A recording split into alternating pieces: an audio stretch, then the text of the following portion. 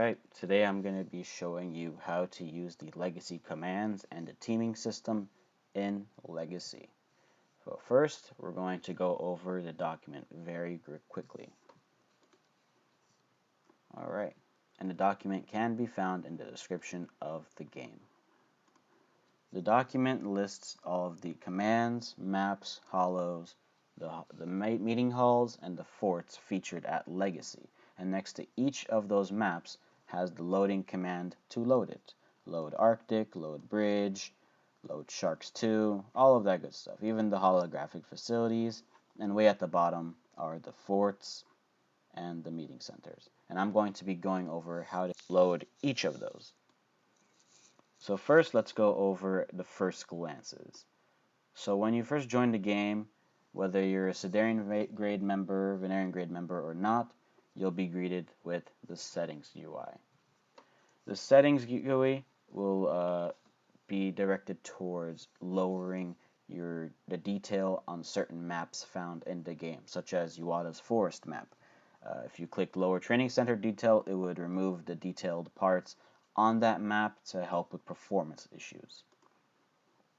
And for Celvarium and Venerian grade members only, they'd be able to access the open and close Celvarium rewarder. You would type in the name of the user, TheCelvestian is not case sensitive, type in the amount of Celvarium you reward them, and then you'd click submit. Then you'd check their Celvarium in the Discord by doing C, exclamation mark, XP, space, their username, and it would pop up as to how many Celvarium they have. You could also do -13 to subtract Celvarium. Now in terms of commands, we have the load command, and I'm going to be loading the desert as an example. Load desert. You would then do remove desert as an example. And then you could also do load cavern to load a hollow, or do load CTC to load a different kind of holographic facility. There's a free range of stuff you could do to customize what you want. Remove. You could also combine certain hollows, like such. Load legacy. And legacy is loaded here, where it would take you to above there. Remove legacy, remove CTC. Very simple stuff. Now I'm going to be showing you the randomization commands. There are 4 different randomize commands. You have randomize 1, which deals with teams C and D, which are the sword teams.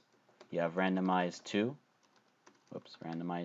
which deals with the gun teams, team E and F. You have randomize 3, which deals with the defending and raiding teams, swords only.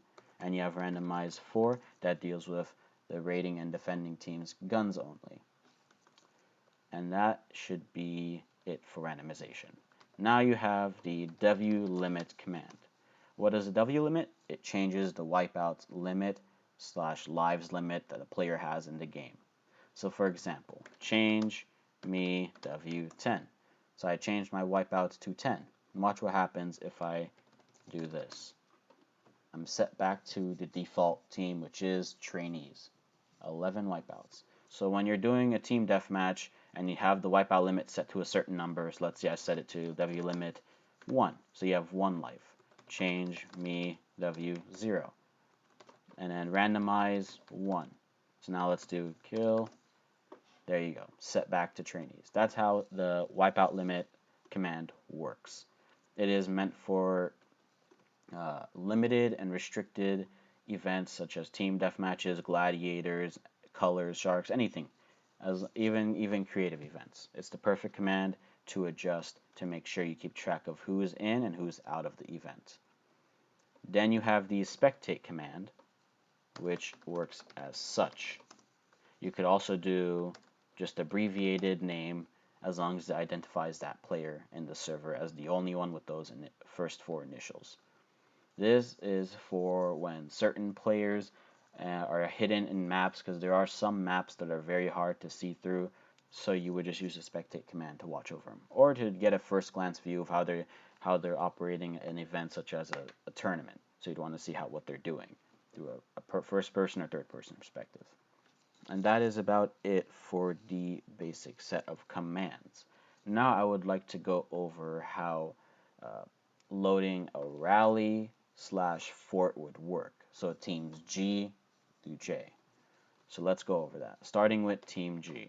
Now, Team G isn't really a part of the Holo itself. It's more so just for whenever you're wishing to host like a discussion or a meeting or anything like that, you could host it at Legacy because we offered those kind of materials for you to do so. So let's go over that real quick.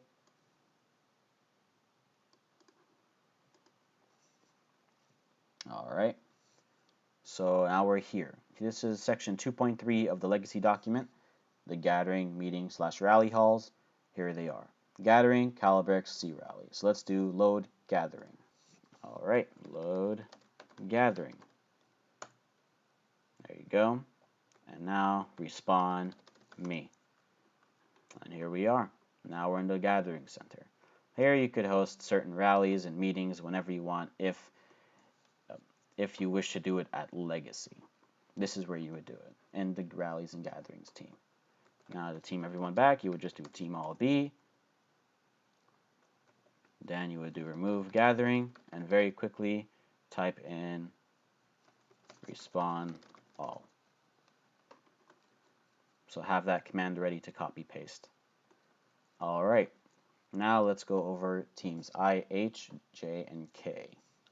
So if I were to host a defense training session at Legacy, I would stick to these 4 teams only. And remember, randomize 3 and randomize 4 deals with those 2 pairs of teams.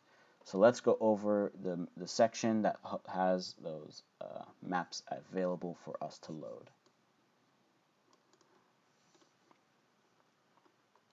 All right, section 2.4, the forts. Here we have the fortresses, outposts, capitals, basic forts, and so on.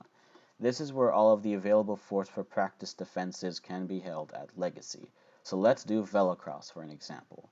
And I would like to choose SW Velocross for swords. Actually, each map you have a sword command and a gun command. So if I wanted to load for the sword teams, I would do load SW Velocross. And for ease, you could just copy, paste. Load SW Velocross. So this would be for, the SW would be for I and H, the GU would be for J and K. So let's do randomize 3 for swords, and then respawn all. There you go, easy setup. And the terminal's already set, ready to go. It's set to default of 600 seconds, but you can say whatever you want for victory conditions, such as raiders must reach 100 seconds to win, or whoever holds the terminal by the end of, let's say, 5 minutes will win the PR session. You could do whatever you want for victory conditions. However, we have that terminal available for you to do your own set of victory conditions. Team all B, remove SW Velocross, respawn all. Or you could do respawn all and then remove SW Velocross. Either one works fine. It depends on how fast you are with the keyboard. Alright, now you would do load GW Velocross. This would load the gun version of it. Now randomize 4. Randomize 4 deals with teams J and K. Respawn all. And there you go. Now you have the gun version of Velocross. Cool. Now let's do team all B. Respawn all. Remove GW Velocross. Good stuff. All right. And that just about covers everything featured at Legacy. I hope everybody enjoyed watching this video, and I hope you all have a blessed day. Thank you for tuning in, and stay true to your heart of gold, Celvestia.